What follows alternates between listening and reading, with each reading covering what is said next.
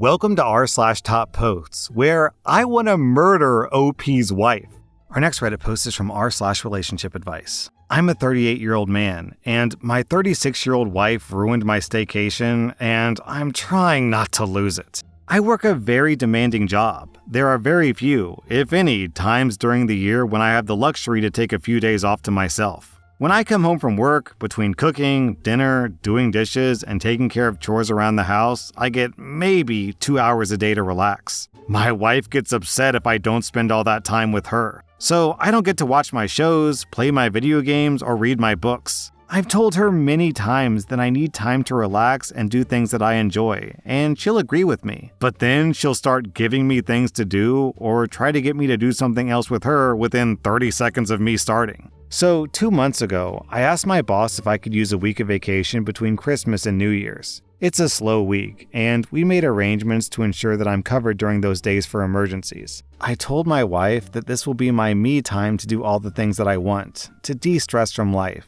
and to catch up on the things that I really enjoy. I also plan to clean up my office and organize my files, which is something that has stressed me out for a while. My wife agreed and told me that she was very happy that I'm going to be able to do some self-care. This weekend, she told me that she had scheduled chimney cleaners for Wednesday because I'd be home. She wrote down a list of things for me to do.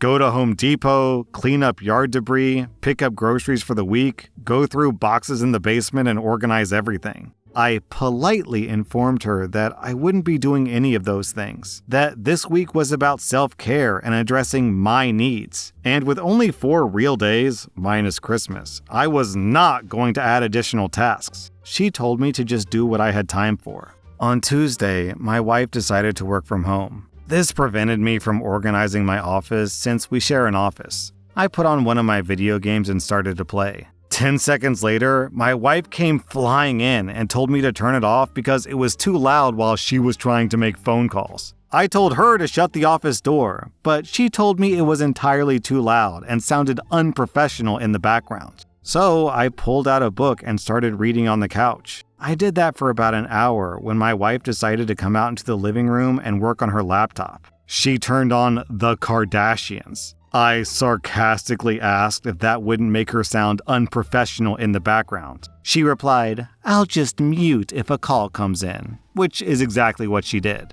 So after 15 minutes of trash TV and loud business phone calls, I went into our bedroom to read my book. At this point, my wife kept interrupting me every few minutes. "How's the book? How much more do you have to go? What's it about? Do you want lunch? What do you want for dinner? Are you still on the same book? Do you want to watch something on TV? Am I ruining your day? Do you not want to spend time with me? Do you know where the black water bottle went?" Eventually, it was time for dinner, so I just gave up and put my book down. Today, she decided to work from home again. I told her it wasn't necessary. She told me that she wanted to work from home. I replied, "Yes, but no offense, I don't want you here." She laughed and said, "I know it's your self-care week, but I don't feel like going in. We can both be here." So I couldn't be in the office. I had to be up early for chimney cleaners, and I couldn't be in the living room because they were working in there. I went into our bedroom and started reading my book. She came in and informed me that I needed to stay with the chimney sweepers in case they had questions because she had work calls she had to take. I was unable to concentrate with them working, so I just sat there. When they finally finished, I took my book out and started reading. That's when my wife decided to come out into the living room and turn on The Kardashians again. I migrated into the bedroom, laid down on the bed, and continued reading my book. 10 minutes later, she came in with her laptop and laid down on the bed next to me. I did my best to ignore the typing and phone calls and just concentrate on my book. Then she started snoring. Not heavy breathing, but literal congested, wheezing, choking snoring. I sighed, got up, headed into the living room, laid down on the couch, and put on one of my shows. That lasted 15 minutes before my wife came in and started talking through it. She kept asking questions about it, criticizing it, talking about how it's clear why she wouldn't watch it, asking how many episodes there are, how long each episode is, and so on. Finally, after needing to rewind the same part 8 times, I accepted defeat and turned it off. My wife informed me that she thinks she's going to work from home for the rest of the week. She saw the look on my face, smiled, and said, "I know, I'm cramping your style and ruining your week off,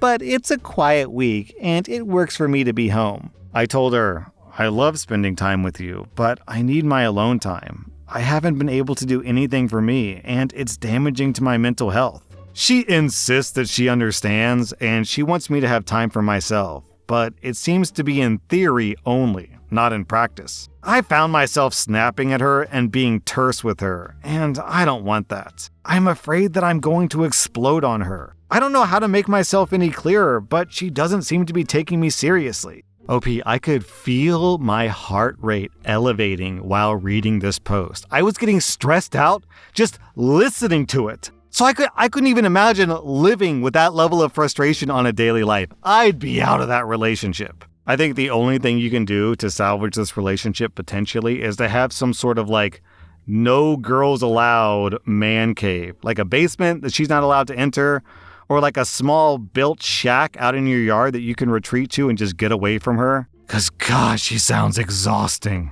Am I the butthole for telling my husband I'll divorce him if he doesn't stop ignoring our daughter? I'm a 46-year-old woman and my husband is 49, and we have a 17-year-old daughter who's leaving for college soon. But my husband's been ignoring her since her senior award ceremony back in mid-April. My husband is someone who loves making noises for no reason. He hums, whistles, taps his fingers or a pen, snaps, claps, literally anything to make noise. He does this constantly. Our daughter has misophonia and hates any kind of repetitive noises. This isn't just a mild annoyance. She's in therapy and has even been medicated in the past to try and cope with this. Her main trigger is especially pin clicking. My daughter is always either in her room or wearing headphones because my husband can't refrain himself from making noises that trigger her when she's around. The issue is, back in April, my daughter had an award ceremony because she was in the top 10% of her graduating class. During the ceremony, my husband brought along a pen and kept making noise with it during the whole ceremony. He was clicking it, snapping the metal clip over and over, and drumming it on the edge of his seat. I told him several times to stop, but he just told me it wasn't a big deal. It was a big deal because the ceremony was held in a small gym with a loud echo, so the sound was very loud. Everyone could hear it, and he did it the whole time. During the speeches, when the awards were being handed out, the pledge, and the alma mater speech, my daughter was sat next to us before she got called up, and she kept asking her dad to stop, but he told her to be quiet. When she was called up and he kept doing it, she kept glaring at us from on the platform and mouthing at us to stop. My husband only stopped after the ceremony and the students were released back to their seats. My daughter didn't talk to her dad for the rest of the night. And in the morning, he called her rude for not talking to him after he took off work to attend the ceremony. She blew up at him and said that he ruined it because she couldn't be happy during the ceremony because of his noise. She said she hates how he can't stop for 5 minutes when it's an important event. Since then, my husband's been ignoring her and refusing to help with college packing and preparing. A few days ago, he said he doesn't think that we should pay for the last bit of her tuition because of her attitude problem towards him, and that she needs to learn that her actions have consequences. I blew up at him and said that I'm going to divorce him if he doesn't grow up and apologize to our daughter. I said that he was the one who was rude for making noises that our daughter can't stand at her award ceremony, and for ignoring her when she was rightfully mad. I also said that he'd been insane for wanting to make her pay for college because she doesn't have that kind of money. And we've always promised her that we would cover it if she got it down to under $5,000 a year. Her yearly tuition cost is roughly $2,500 a year with all of her scholarships. He's now refusing to talk directly with either of us, but is still making comments about not paying the tuition with his money, and that I'll have to use my salary to cover it. The whole house is tense, and I'm wondering if I was actually the butthole for threatening divorce. We were both raised Catholic, and even though we don't really practice anymore, divorce is still something we always agreed is a last case in major situations, and not petty arguments. This comment from Guardian Lady is quite appropriate. Who brings a pen to an event like that? Was he expecting to sign autographs? Yeah, it almost seems like he brought the pen specifically as a way to make noise, because if he made noise with his mouth, like whistling or humming, he'd be kicked out. But making noise with a pen is just kind of at the borderline of acceptable that people would tolerate. So it's like he planned to be obnoxious during this event. Our next Reddit post is from Angelic Cheeky. This happened 3 nights ago, and I still feel sick to my stomach. I can't sleep, I can't eat, and I can't stop replaying it in my head. I've always been a pretty jumpy person. I survived a home invasion 5 years ago, and ever since, I've had severe startle responses. My therapist and close friends know this, but I don't talk about it much with my extended family. I just try to avoid situations that could trigger me. My sister, who's 33, is married to this 35-year-old guy who thinks of himself as the funny one in the family. He loves pranks, jump scares, and filming reactions for social media. I've told him before that I hate being startled, but he always brushes it off with, "Come on, it's just a joke." I've laughed it off at times just to avoid making things awkward, but inside, my heart always races and I feel this horrible icy rush through my body. 3 nights ago, my sister invited me over for dinner. She told me she'd be running late from work, but her husband would be home. I figured we'd just hang out until she got back. I offered to make dinner so it'd be ready when she arrived. I was in the kitchen chopping vegetables when the lights suddenly cut out. Total darkness. I froze. My chest tightened instantly. Then, from somewhere behind me, I heard fast footsteps. Before I could even turn around, something lunged out of the pantry screaming. I reacted before I could think. My hand jerked, the knife slipped, and the next thing I knew, my brother-in-law was on the floor holding his side, screaming in pain. I dropped the knife and scrambled to turn on the light. It was him, my sister's husband. There was blood spreading across his shirt. I remember yelling his name and pressing my hands over the wound while fumbling for my phone to call 911. The paramedics said the cut was deep, but missed any major organs. He needed stitches and a night in the hospital for observation. The doctor said that he would recover physically, but my sister's face when she arrived at the ER is burned into my brain. Shock, then anger. She didn't even look at me when she said, "You could have killed him." Half my family says it was an accident and that he was stupid for jumping out at me while I had a knife in my hand. The other half says I overreacted, that I should have known that it was just him. And that's exactly why they don't trust me around sharp things. I can't believe I'm being talked about like I'm some kind of danger when I was literally attacked in my own home years ago. Now my sister won't answer my calls, and her husband, from his hospital bed, texted me, "You ruined the joke." I don't even know how to respond to that. My therapist says it's not my fault, but I feel this crushing guilt, like I've destroyed my relationship with my sister forever. Do I owe him an apology for injuring him, even though he caused the situation? Or should I stand my ground and make it clear that his prank could have ended much worse? How do I fix this without compromising my own safety and boundaries? It is wild that OP's sister says, "You could have killed him," when the intruder could have literally killed OP. How is OP supposed to identify who this prankster/attacker is when the entire house is dark? Yeah, this top comment from Arya. What idiot sneaks up on someone who's actively working in a kitchen of all things? Yeah, you'll either get stabbed or have a pot of hot boiling water thrown in your face. That's just beyond stupid. OP, I am 1,000,000% on your side. Our next Reddit post comes from r/marriage. My husband threatened divorce if I stay over with my daughter who just had a baby after her fiance took his own life 2 weeks prior.